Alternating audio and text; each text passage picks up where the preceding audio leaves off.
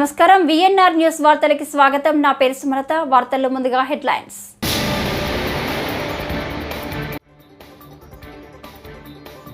AP అప్పులపై ముఖ్యమంత్రి చంద్రబాబు ప్రకటన. అప్పుల లెక్కలు చూపించి గుంజీలు తీయిస్తానని వెల్లడి.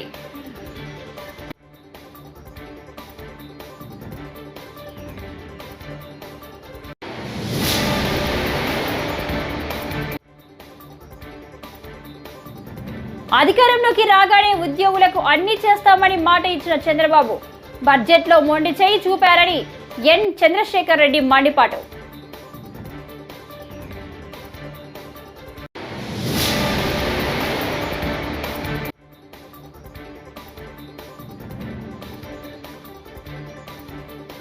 ఉచిత గ్యాస్ సిలిండర్ పథకంపై వైసీపీ నేతల్లో తప్ప ఎవరికి అనుమానాలు లేవని మంత్రి నాదెండ్ల మనోహర్ స్పష్టం.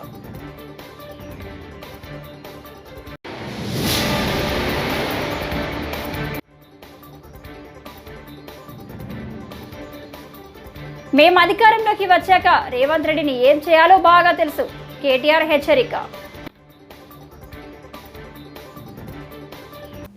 ఇక డీటెయిల్స్ చూస్తే ఏపీ అప్పులపై సీఎం చంద్రబాబు నేడు అసెంబ్లీలో ప్రకటన చేశారు. మాట్లాడితే 10 లక్షల కోట్ల అప్పు ఎక్కడుందని అంటున్నారని, మేమేదో తప్పు చెప్పాం అన్నట్టుగా మాట్లాడుతున్నారని ఈ సందర్భంగా వైసీపీ నేతలపై మండిపడ్డారు. రాష్ట్ర అప్పులపై ఆర్థిక మంత్రి పయ్యావుల కేశవ్ చాలా స్పష్టంగా చెప్పారని వెల్లడించారు. ఈ సందర్భంగా ఏపీ అప్పుల వివరాలను చంద్రబాబు సభకు వివరించారు. ఇంకో పక్కన దిశ, అమరావతి, పోలవరం, ఎనర్జీ సెక్టర్ అన్ని విధ్వంసం అయిపోయినాయి. ఇంకో పక్కన మీరు చూస్తే ఇన్వెస్టర్స్ లో కాన్ఫిడెన్స్ పోయింది. ఆంధ్రప్రదేశ్ అంటే అపనమ్మకం వచ్చింది. ఇక్కడికి వస్తే మనకు భవిష్యత్తు ఉండదని ఆలోచనకు వచ్చే పరిస్థితికి వచ్చారు. ఇన్ఫ్రాస్ట్రక్చర్ ఒక్క ప్రాజెక్ట్ రాలేదు 5 సంవత్సరాలు. ఉండే రోడ్లని గోతులు దువ్వే పరిస్థితికి వచ్చారు. లిటిగేషన్ అధ్యక్ష ఇప్పుడే మాట్లాడుతూ మంత్రి గారు చెప్పారు, 25,000 కేసులు వేశారు. 1-2 కాదు, 25,000 కేసులు హైకోర్టులో వేస్తే chief secretary, finance secretary, concern secretary అక్కడ పోయి చేతులు కడుక్కొని నిలబడుకుంటే జైలు పంపి ఎక్కడి నుంచి మనోధైర్యం ఎవరికి వస్తుంది? అంటే వాళ్ళు చేయని తప్పుకి వాళ్ళని జైలుకు పంపించే పరిస్థితి వస్తే, కంటెంప్ట్ కింద జైలుకు పంపిస్తే ఎలాంటి మనోభావాలు ఉంటాయో, ఏం జరుగుతుందో ఇది ఒక ఉదాహరణ అని చెప్పి కూడా నేను మీకు తెలియజేస్తున్నా. అందుకే అధ్యక్ష రాష్ట్రం ఒక విషియస్ సైకిల్ లో పడిపోయింది, డెట్ ట్రాప్ లోకి వచ్చి పడింది. ఆ విషయం మనం గుర్తుపెట్టుకోవాల్సిన అవసరం ఉంది. అంటే క్యాపిటల్ ఎక్స్పెండిచర్ పెట్టలేదు, ఆస్తులు సృష్టించలేదు, సంపద లేదు, ఆదాయం పెరగలేదు. దానివల్ల ఏమైంది? No productive investments. ఎవరు కూడా ప్రొడక్టివ్ ఇన్వెస్ట్మెంట్ పెట్టే పరిస్థితి వీళ్ళు పెట్టలేదు, ఎవరు పెట్టే పరిస్థితులు లేరు. దీనివల్ల ఆదాయం తగ్గిపోయింది, హైయర్ ట్యాక్సెస్ వేసే పరిస్థితికి వచ్చారు. ఇంతే కాకుండా వీళ్ళు బటన్ నొక్కాలి కాబట్టి ఎక్కువ అప్పులు తేవడం, ఆస్తులు తాకట్టు పెట్టడం. కడాన ఆస్తులు తాకట్టు పెడితే ప్రభుత్వం యొక్క ఇమేజ్ పూర్తిగా నాశనం అయిపోవడం. మళ్లీ దాన్ని డెట్ సర్వీసింగ్ చేయడానికి అప్పులు కట్టాలి, వడ్డీ కట్టాలి, మళ్ళా జీతాలు ఇవ్వాలి. ఈ విధంగా ఒక విషయ సర్కిల్లోకి వచ్చి పడిపోయాలి. ఏం చేయాలన్న దిక్కు తెలియని పరిస్థితి. ఆ పరిస్థితి నుంచి ఇప్పుడిప్పుడే ఈ రోజు మీరు చూస్తున్నారు 7 వైట్ పేపర్స్ ని పబ్లిసైజ్ చేశాం. అదే మరి దాన్ని ఏ విధంగా చేయాలో మళ్లీ స్వర్ణ ఆంధ్రప్రదేశ్ విజన్ తయారు చేశాం. ఇలాంటి దారుణమైన పరిస్థితిలో మేమందరం కూడా అధికారాన్ని చేపట్టి ప్రజలకు విజ్ఞప్తి చేస్తున్నా. ఆస్పిరేషన్స్ ఎక్కువ ఉన్నాయి. అధికారంలోకి రాగానే ఉద్యోగులకు అన్ని చేస్తామని మాట ఇచ్చిన చంద్రబాబు బడ్జెట్లో మొండి చేయి చూపారని వైఎస్ఆర్సీపీ ఉద్యోగులు పెన్షనర్ల రాష్ట్ర విభాగం అధ్యక్షుడు ఎన్ చంద్రశేఖర్ రెడ్డి మండిపడ్డారు. వైఎస్ఆర్సీపీ కేంద్ర కార్యాలయంలో పార్టీ ఉద్యోగులు పెన్షనర్ల రాష్ట్ర విభాగం అధ్యక్షుడు ఎన్ చంద్రశేఖర్ రెడ్డి శుక్రవారం మీడియాతో మాట్లాడారు. అదేవిధంగా ఎంతో మంది కాంట్రాక్ట్ అవుట్సోర్సింగ్ ఉద్యోగస్తులకు ఒక దళారీ వ్యవస్థలు ఉండేటి. ఒక శాలరీ ఇస్తే దాంట్లో వాళ్ళకు ఒక పర్సంటేజ్ కట్ చేసుకుని మిగిలింది ఇచ్చేవాళ్ళు, ఎప్పుడో వాళ్ళకు తోచినప్పుడు ఇచ్చేవాళ్ళు. అలా కాకుండా ఒక ఆప్కాస్ అనేటువంటి ఒక సంస్థను ఏర్పరిచి అవుట్సోర్సింగ్ విధానంలో పనిచేసే ఉద్యోగస్తులందరినీ ఆ యొక్క సిస్టంలో ఎన్రోల్ చేసి 1వ తారీఖునే వాళ్ళందరికీ కూడా జీతాలు వచ్చే విధంగా చేసినటువంటి ఘనత కూడా జగన్మోహన్ రెడ్డి గారిదే అని చెప్పేసి కూడా నేను ఈ సందర్భంగా తెలియజేస్తా ఉన్నాను. అదేవిధంగా మరి లెక్చరర్స్కి వీళ్ళందరికీ కూడా చాలామంది ఉద్యోగస్తులకి మినిమం టైం స్కేల్ కూడా వచ్చేదానికి మరి ఉత్తర్వులు ఇచ్చింది కూడా ఆనాడు జగన్మోహన్ రెడ్డి గారే అని చెప్పేసి కూడా నేను ఈ సందర్భంగా తెలియజేస్తా ఉన్నాను. అయితే దాదాపు కూటమి ప్రభుత్వం వచ్చి 150 రోజులు దాటిపోయినప్పటికీ కూడా ప్రభుత్వంలో కొంతమందికి వాళ్ళకి పోస్టింగ్స్ ఇవ్వకుండా ఐఏఎస్ అధికారులు అయితేనేంటి, అదేవిధంగా కొంతమంది ఆఫీసర్లు అయితేనేంటి, ఇంక్లూడింగ్ సెక్రటరియట్లో కూడా కొంతమందికి ఎప్పుడూ లేనటువంటి విధంగా మిడిల్ లెవెల్ ఆఫీసర్స్ని కూడా పక్కన పెట్టి జిఏడిలో రిపోర్ట్ చేయమని చెప్పి వాళ్ళకి పోస్టింగ్స్ ఇవ్వకుండా గాలికి వదిలేయడం అనేది ఎంతవరకు సబబు అని చెప్పేసి కూడా నేను ఈ సందర్భంగా తెలియజేస్తా ఉన్నా. నేను ఇంతకుముందు కూడా చాలాసార్లు చెప్పాను, ఉద్యోగస్తులు ప్రభుత్వంలో ఒక భాగము. ఏ ప్రభుత్వం వచ్చినా కూడా ఆ ప్రభుత్వం ఏదైతే ఒక డెసిషన్ తీసుకుంటుందో ఆ డెసిషన్స్ని ఇంప్లిమెంట్ చేయట్లో ఆ ప్రభుత్వ ఉద్యోగస్తులు దానికి అనుగుణంగా పనిచేస్తారే తప్ప పర్టికులర్గా వాళ్ళు ఈ పార్టీకి ఆ పార్టీకి అనేటువంటి పార్టీలకు అతీతంగా పనిచేసేటువంటి వ్యవస్థ ఏదైనా ఉంది అంటే అది ఉద్యోగ వ్యవస్థ అని చెప్పేసి కూడా నేను ఈ సందర్భంగా తెలియజేస్తున్నా. ఏ ప్రభుత్వం ఉన్నా కూడా ఆ ప్రభుత్వం డెసిషన్స్ని, ఉత్తర్వులని సిస్టమేటిక్గా అమలు చేస్తూ ఉన్నారు. ఆ అమలు చేసే విధానంలో కొంత చురుకుగా పనిచేయడం కూడా తప్పేమో అని చెప్పేసి అనిపిస్తూ ఉంది. ఆ పని చేసినప్పుడు అది మనసులో పెట్టుకుని నువ్వు ఫలానా గవర్నమెంట్లో ఫలానా చురుగ్గా పనిచేసావు కాబట్టి నిన్ను పక్కన పెడుతున్నాం, లేకపోతే నిన్ను సస్పెండ్ చేస్తున్నాం, లేకపోతే నీకు అక్కడ ట్రాన్స్ఫర్ చేస్తున్నాం అనేటువంటి ఆ కక్ష సాధింపు చర్యలు అని చెప్పేసి మానుకోవాలి అని చెప్పేసి కూడా నేను ఈ సందర్భంగా టీడీపీ కూటమి ప్రభుత్వాన్ని కోరుతున్నాను అని చెప్పేసి కూడా ఈ సందర్భంగా తెలియజేస్తా ఉన్నా. అదేవిధంగా పర్టికులర్లీ ఈ రోజున ఉద్యోగస్తులు కానీ పెన్షనర్స్ కానీ ఎదురు చూస్తున్నారు. మరి 1/7/2023 నుంచి పిఆర్సీ ఉచిత గ్యాస్ సిలిండర్ పథకంపై వైసీపీ నేతల్లో తప్ప ఎవరికి అనుమానాలు లేవని పౌర సరఫరాల శాఖ మంత్రి నాదెండ్ల మనోహర్ స్పష్టం చేశారు. శాసన మండలి ప్రశ్నోత్తరాల్లో ఈ అంశంపై వైసీపీ నేతల అపోహలను ఆయన కొట్టిపారవేశారు. కేంద్ర ప్రభుత్వం గ్యాస్ కంపెనీలు అనుమతిస్తే నేరుగా లబ్ధిదారుల ఖాతాలకే నగదు జమ చేసేందుకు ప్రభుత్వం సిద్ధంగా ఉన్నామని మనోహర్ తెలిపారు. సిలిండర్ ఇవ్వాలి, లబ్ధిదారుడు అకౌంట్ లోకి డబ్బులేనే ఇవ్వాలి. అది మానేసి గ్యాస్ సిలిండర్స్ కి ఇవ్వడం ఏంటో నాకు అర్థం కావట్లేదు. కంపెనీలకి పుంకాలుగా వాళ్ళ పేపర్లో రాసుకోవడం, వీళ్ళు అనవసరంగా ప్రెస్ కాన్ఫరెన్స్లు పెట్టి రాద్ధాంతం చేయడం.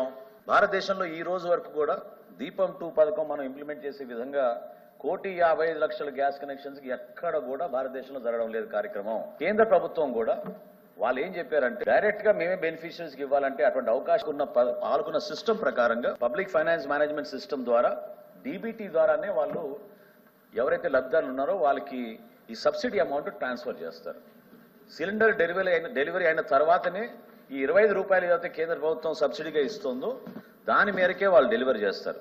కాబట్టి ఈ ఒక్కసారికైనా కనీసం మనం ప్రయత్నం చేద్దామని మేము ఢిల్లీకి వెళ్ళి ప్రయత్నం చేశాం. అది కుదరలేదు. అయితే గౌరవ ముఖ్యమంత్రిగా చంద్రబాబు నాయుడు గారు చాలా దీని గురించి ఖచ్చితంగా రాబోయే రోజుల్లో మనం ఇచ్చిన మాట మేరకు లబ్ధిదారులకి ఖాతాలోనే డైరెక్ట్ గా మనం జమ చేసే విధంగా మనం ప్రయత్నం చేద్దామని చెప్పడం జరిగింది. దాని విధంగా మేము ప్రణాళిక సిద్ధం చేసుకుంటున్నాం అధ్యక్ష. అదే విధంగా గౌరవ సభ్యురాలు అడిగారు, ఈ మార్చి 31, 2025 వరకు రాష్ట్రంలో ఎవరైనా సరే బుక్ చేసుకోవచ్చు అధ్యక్ష. ఇది ఎందుకు ఈ వెసులుబాటు కల్పించామంటే గ్యాస్ కంపెనీస్ ఒకే రోజున 1,55,00,000 గ్యాస్ కనెక్షన్స్ ఇవ్వలేరు అధ్యక్ష, సిలిండర్స్ ఇవ్వలేరు. వాళ్ళు కూడా ఎంటీ గ్యాస్ సిలిండర్స్ కావాలి. మీరే ఆశ్చర్యపోతారు సంఖ్య చెప్తే. ఇప్పుడు 15 రోజులు అయింది ఈ పథకం మొదలుపెట్టి. ఇప్పుడు వరకు 35,77,566 బుకింగ్స్ అయినాయి అధ్యక్ష మన రాష్ట్రంలో. అందులో 25,64,951 డెలివరీస్ చేశాం అధ్యక్ష. 141,17,81,000 రూపాయలు అధ్యక్ష డైరెక్ట్ గా బెనిఫిషరీస్ కి మేము ట్రాన్స్ఫర్ చేశాం అధ్యక్ష. ఎవరికి అనుమానం లేదు, మీకు తప్ప. ప్రజలు అద్భుతంగా ఈ పథకాన్ని ఆశీర్వదించారు. మేము అధికారంలోకి వచ్చాక రేవంత్ రెడ్డిని ఏం చేయాలో తమకు తెలుసని బీఆర్ఎస్ వర్కింగ్ ప్రెసిడెంట్ కేటీఆర్ హెచ్చరించారు. ఈరోజు కొడంగల్ తిరగబడ్డది, రేపు తెలంగాణ తిరగబడుతుందని వ్యాఖ్యానించారు. ఎన్ని కేసులు పెట్టినా బీఆర్ఎస్ కార్యకర్తలు భయపడవద్దని ధైర్యం చెప్పారు. లగచర్ల ఘటనలో అరెస్ట్ అయి సంగారెడ్డి జైల్లో ఉన్న వారితో ములాఖత్ అనంతరం ఆయన జైలు బయట మీడియాతో మాట్లాడారు. వాళ్ళ రేవంత్ రెడ్డి కాంగ్రెస్ పార్టీ ఒకటి గుర్తుపెట్టుకోవాలా, భూమి మీద ఎవడు శాశ్వతంగా ఇక్కడే ఉండడానికి రాలే. నీ పదవి కూడా 5 ఏళ్లే. అందులో మీ ఢిల్లీ వాళ్ళ కోపం వస్తే రేపో ఎల్లుండి తీసి పారేసినా కూడా దిక్కులేదు నీకు. నేను ఒకటే గుర్తు చేస్తున్నా, రేవంత్ రెడ్డి చక్రవర్తివి కాదు, నువ్వేమి రాజువు కాదు, నువ్వేమి పెద్ద నియంతవు కాదు. నీలాంటి వాళ్ళు చాలా మంది వచ్చిండ్రు, చాలా మంది వస్తారు ఇంకా భవిష్యత్తులో. ఒకటి మాత్రం పక్కా, పేదవాళ్లతోని ఎస్సీ ఎస్టీ బీసీలు చిన్న సన్నకారు రైతులు ఉన్న మొత్తం భూమిని నేను గుంజుకుంటా, ఏమన్నా చేస్తా. నేను కొడంగల్ మాత్రం మా అల్లునికి ఫార్మా కంపెనీ పెట్టిస్తా అంటే ఇది తెలంగాణ సమాజం మాత్రం తప్పకుండా తిరగబడుతుంది. ఇలా కొడంగల్ మరలబడ్డది, రేపు తెలంగాణ మొత్తం మరలబడుతుంది. నీకు బాగా ఉన్నది, ఏదో కుట్ర అని చెప్పాలి, ఏందో జరిగిందని చెప్పాలి, జైల్లో పెట్టాలి. మా పట్నం నరేందర్ రెడ్డిని కూడా జైల్లో పెట్టిండు. సరే, రాజకీయ నాయకులను మమ్మల్ని జైల్లో పెడితే పెట్టినావు, మేము చూసుకుంటాం. ఎందుకంటే నిన్ను ఏం చేయాలో రేపు మేము అధికారంలోకి వచ్చినాక మాకు కూడా తెలుసు. మేమేం వదిలిపెట్టాం. కానీ ఒకటి మాత్రం పక్కా, ఇవాళ ఈ 21 మందిని ఎవరినైతే నువ్వు జైల్లో పెట్టినావో వాళ్ళ కుటుంబాలు, వాళ్ళ ఉసురు నీకు, నీ పార్టీకి తప్పకుండా తాకుతుంది. ఏ పేద ప్రజల ఓట్లతోనైతే కొడంగల్లో గెలిచినవో, ఏ పేద ప్రజలకైతే 420 హామీలు ఇచ్చి 6 గ్యారంటీలు 100 రోజులని నమ్మబలికి అఫిడవిట్లలో సంతకం పెట్టి గెలిచినవో, ఇలా వాళ్ళ ఉసురు పోసుకుంటున్నావు చూడు, తప్పకుండా వాళ్ళ ఉసురు నీకు తాకుతుంది. నేను ఒకటే మాట చెప్తా ఉన్నా ఆ కుటుంబాలన్నిటికీ కూడా, మీకు మొత్తంగా బీఆర్ఎస్ అండగా ఉంటది. తప్పకుండా 21 కుటుంబాలను మిమ్మల్ని బయటికి తీసుకొచ్చేదాకా బెయిల్ మీద న్యాయ పోరాటం మేమే చేస్తాం. రాఘవేంద్ర యాదవ్ అనే తమ్ముడికి నేను చెప్పిన, తమ్ముడు నా ఉద్యోగం ఏమైతుంది అన్నా అని అడిగిండు. నీ ఉద్యోగం ఏం కాదు, రేవంత్ రెడ్డి మెడలు వంచైనా సరే నీ ఉద్యోగం అవసరమైతే సుప్రీంకోర్టు దాకా కొట్లాడతాం, నీ ఉద్యోగం పోనీయం తమ్ముడు అని చెప్పిన. అట్లాగే మిగతా తమ్ముళ్ళు కూడా ఎవరైతే భయపడుతున్నారో, ఇయ్యాల తిరుపతి రెడ్డి దౌర్జన్యాలకు, పోలీసు వాళ్ళ దురాగతాలకు భయపడుతున్నారో వాళ్ళకు నేను విజ్ఞప్తి చేస్తా ఉన్నా, మిమ్మల్ని ఇంతకంటే పీకేదేం లేదు. ఇప్పటికే కేసులు పెట్టిండ్రు, అటెంప్ట్ మర్డర్ కేసు పెట్టిండ్రు, ఇక జైలు అనేది తెచ్చి పెట్టిండ్రు. ఇంతకంటే మీకేం పీకేదేం లేదు, ఇంకా ఉరి శిక్ష వేసేదైతే లేదు. ఆడ జరిగిన దాన్ని ఏదో దానికి మసిపూసి మారేడికాయ చేసి పెద్దగా చేసే ప్రయత్నం చేసి తన అసమర్థతను, తన చాతగాంతనాన్ని, తన చేవలేనితనాన్ని ఇవాళ రేవంత్ రెడ్డి కప్పిపుచ్చుకునే ప్రయత్నం చేస్తా ఉన్నాడు. ధైర్యంగా ఉండండి, ప్రజాస్వామ్యబద్ధంగా కొట్లాడదాం. 60-70 లక్షల ఎకరం విలువ చేసే భూమిని 10 లక్షలకి అడ్డికి పావుషేరు గుంజుకుంటానంటే తప్పకుండా మీకు అండగా మేముంటాం. న్యాయస్థానాల్లో కూడా మీకు అండగా మేము నిలబడతాం. ఏపీ శాసనసభ ఉపసభాపతిగా సభ గౌరవాన్ని కాపాడతానని రఘురామకృష్ణరాజు స్పష్టం చేశారు. ప్రజలు ఇవ్వని ప్రతిపక్ష హోదా కోసం జగన్ మారం చేయకుండా అసెంబ్లీకి రావాలని రఘురామ హితవు పలికారు. శాసనసభ డిప్యూటీ స్పీకర్గా బాధ్యతలు స్వీకరించిన అనంతరం ఆయన మాట్లాడారు. గతంలో సభలో అమర్యాదగా మాట్లాడిన వారందరినీ ప్రజలు ఓడించారని గుర్తు చేశారు. జగన్కు ప్రజలు ప్రతిపక్ష హోదా ఇవ్వకపోతే చంద్రబాబును నిందించి ప్రయోజనమేంటని రఘురామ ప్రశ్నించారు. సభకి నమస్కారం. ఈరోజు ఈ సభలో నేను ఇలా కూర్చోగలిగి మాట్లాడటానికి ముఖ్య కారకులైన గౌరవనీయులైన ముఖ్యమంత్రి వర్యులు నారా చంద్రబాబు నాయుడు గారికి, జనసేనాని పవన్ కళ్యాణ్ గారికి, మా రాజుగారు కోప్పడతారు, మనస్ఫూర్తిగా మీరు చెప్పకపోయినా చెప్పేవాడిని, ప్రధాని నరేంద్ర మోడీ గారికి, భారతీయ జనతా పార్టీకి, అలాగే నాకెంతో సహకరించిన శాసనసభ్యులకు, ఎంత చేసినా మోడెస్ట్గా ఏమీ తెలియనట్టుండే ఇందాక చెప్పిన నా యువ నాయకుడు నారా లోకేష్ గారికి, అందరికీ నా హృదయపూర్వక నమస్కారాలు. మరి గొప్ప సంస్కరణలు చేపట్టి ప్రజామోదంతో, సభ్యుల ఆమోదంతో మరి ప్రజల జీవితాల్లో వెలుగు నింపింది ఈ సభ. ఆ పరంపరని కొనసాగిస్తూ ఆ బావుటాన్ని నిరంతరం వెలిగిస్తున్న మహానుభావులు చంద్రబాబు నాయుడు గారు సంక్షేమానికి కూడా ఎన్నో చట్టాలు ఇక్కడికి తీసుకొచ్చి మనం ముందుకెళ్తున్నాం. మరి అటువంటి మహానుభావులు ఎందరో మరి మాట్లాడిన ఈ అసెంబ్లీలో మరి గత 5 సంవత్సరాల్లో భాష మారిపోయింది. అతి దారుణంగా శాసనసభలో ఒక వ్యక్తులు ఇలా మాట్లాడతారా అని ఎంతో జుగుప్స కలిగించే విధంగా మాట్లాడారు. 99% జుగుప్సాకరంగా మాట్లాడిన వారందరినీ అతి ఎక్కువ ఓట్ల తేడాతో, వేలాది వేల ఓట్ల తేడాతో ప్రజలు ఓడించారు. That is democracy. ఇది అర్థం చేసుకోలేక చిన్నపిల్లోడు చందమామ కోసం మారాన్ చేసినట్టు ప్రజలు ఇవ్వలేదు. దానికి చంద్రబాబు నాయుడు గారు కానీ, లోకేష్ గారు కానీ ఎవరైనా ఏం చేయగలరు? ప్రజలు వారికి ప్రతిపక్ష హోదా ఇవ్వలేదు.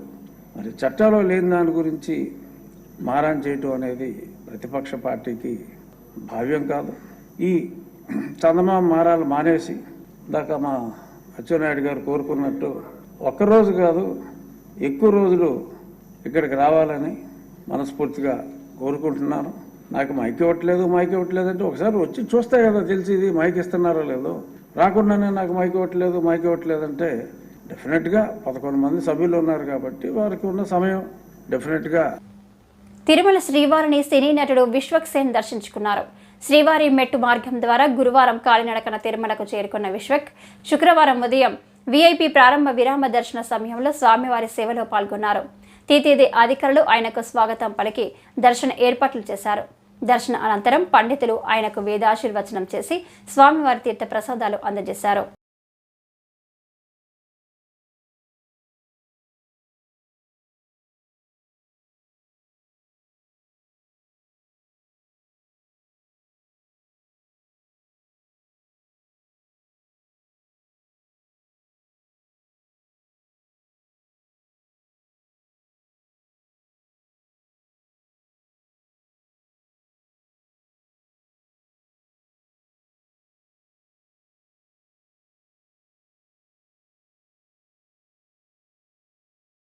ఈ సంవత్సరంలో మూడోసారి మూడో రిలీజ్. సో స్వామివారి సెంటిమెంట్ తను నిన్న శ్రీవారి మెట్లు ఎక్కువ వచ్చిండే.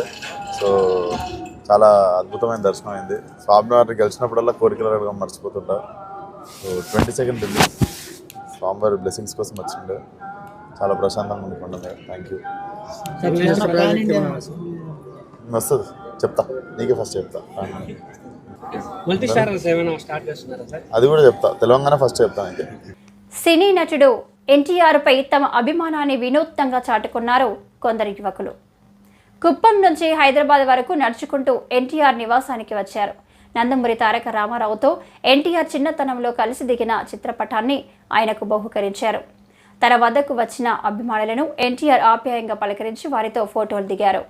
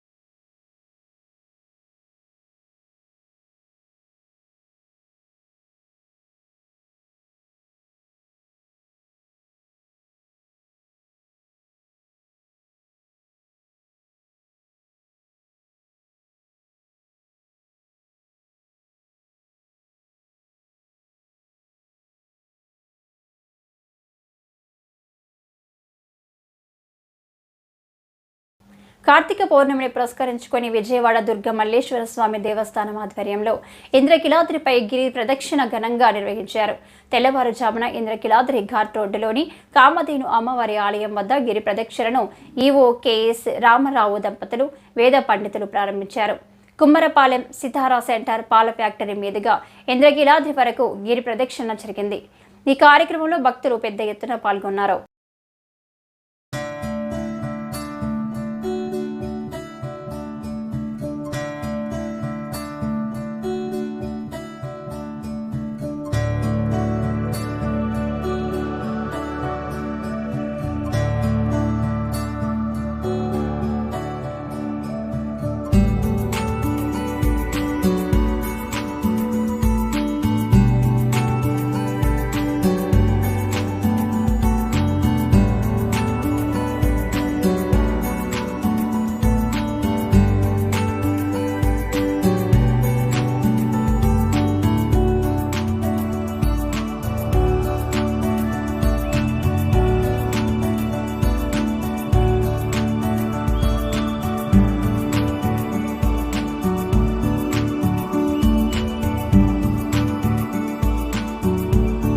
కార్తీక మాస సందర్భంగా ఈరోజు గిరి ప్రదక్షిణ విశేష ప్రాధాన్యతను సంతరించుకుంది. మరి ఈరోజు దేవస్థానంలో జరిగే అన్ని కార్యక్రమాలకు స్పందిస్తూ భక్తులు కూడా అత్యధిక సంఖ్యలో గిరి ప్రదక్షిణలో పాల్గొనడం విశేషం. చాలా విశేషమైన రోజున గిరి ప్రదక్షిణలో పాల్గొని స్వామి అమ్మవారి యొక్క కృపకు పాత్రలు అవుతారని సంపూర్ణంగా విశ్వసిస్తూ, అలాగే ఈ రోజు కార్యక్రమాలైనటువంటి అభిషేకాలు, కాలార్చన, లక్ష బిల్వార్చన, అలాగే సహస్ర లింగార్చన కార్యక్రమాలన్నిటితో పాటుగా దీపోత్సవం తర్వాత జ్వాలా తోరణం కూడా ఈరోజు ఉండడం విశేషం.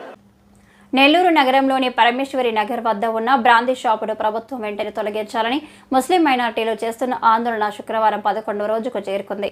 ఈ సందర్భంగా ముస్లిం మైనార్టీ నేతలు మాట్లాడుతూ, పాఠశాలలు, ప్రార్థన స్థలాల వద్ద మద్యం షాపులను ఏర్పాటు చేయడం వల్ల స్థానిక ప్రజలకు ఇబ్బందులు పడుతున్నారన్నారు. ఉన్నతాధికారులు తక్షణం స్పందించి చర్యలు తీసుకోవాలని కోరారు. 11 రోజుల నుంచి నిరత నిరసన కార్యక్రమం జరుగుతుంది. మరి ఎన్నోసార్లు ప్రభుత్వం దృష్టికి తీసుకుపోవడం జరిగింది, మీడియా ద్వారా కూడా తెలియజేయడం జరిగింది. ఈ బ్రాందీ షాపు త్వరగా ఎత్తివేయాలని. అయినా ప్రభుత్వంలో ఎటువంటి కదలిక లేకపోవడం, మరియు వైన్ షాప్ పెట్టిన వారికి వారి మీద వదిలేసి వారు ఎక్కితే వారు సొంతంగా చేయాలి, మనం ఏం చేయాలని రకంగా ప్రభుత్వం వ్యవహరించడం చాలా బాధాకరం. ఇంత పెద్ద ఎత్తున ప్రజలు నిరసన కార్యక్రమం చేస్తుంటే మరి ఈ విధంగా మీరు ఏదో పట్టించుకోవాలన్నట్టు మీకు ఏం సమస్య లేనట్టు వ్యవహరించడం ఇది చాలా దుర్మార్గం. కావున ఏదైతే మహిళలు, పెద్దలు, యువకులు ఇంత పెద్ద ఎత్తున నిరసన తెలియజేస్తున్నప్పుడు కూడా ప్రభుత్వం ఇక్కడ నుంచి వైన్ షాప్ తొలగించకపోవడం ఇది చాలా దుర్మార్గం. మరి ఈరోజు ఎన్నో రకాలుగా ప్రజలు ఇబ్బందులు ఉన్నారు. వారి యొక్క రోజువారీ అవసరాలు తీర్చుకోలేని పరిస్థితిలో ఈరోజు కుటుంబాలు ఉన్నారు. కుటుంబంలో ఉన్న పెద్దలు ఎంతో కష్టపడి వారి యొక్క కుటుంబాన్ని పోషించుకునే పరిస్థితులు ఉన్నప్పుడు మరి ఇలాంటి చెడ అలవాట్లైన ఈ మద్యంని షాపులు ఇక్కడ ఏర్పాటు చేయడం. టీటీడీ చైర్మన్గా బీఆర్ నాయుడుకి పదవి కట్టబెట్టడంతో పోసాని పిచ్చి పిచ్చిగా మాట్లాడుతున్నారని టీడీపీ రాష్ట్ర మహిళా విభాగం అధికార ప్రతినిధి రాణి అన్నారు. గురువారం ఆమె క్రోసూరులో పోసానిపై పోలీసులకు ఫిర్యాదు చేసిన అనంతరం విలేకరులతో మాట్లాడారు. అవాకులు చవాకులు పేలిస్తే నాయకులు దాకా అవసరం లేదని, టీడీపీ కార్యకర్తలే నాలుక కత్తిరిస్తారని హెచ్చరించారు. ఆడవాళ్లపై గౌరవం లేకుండా మాట్లాడితే సహించేది లేదన్నారు.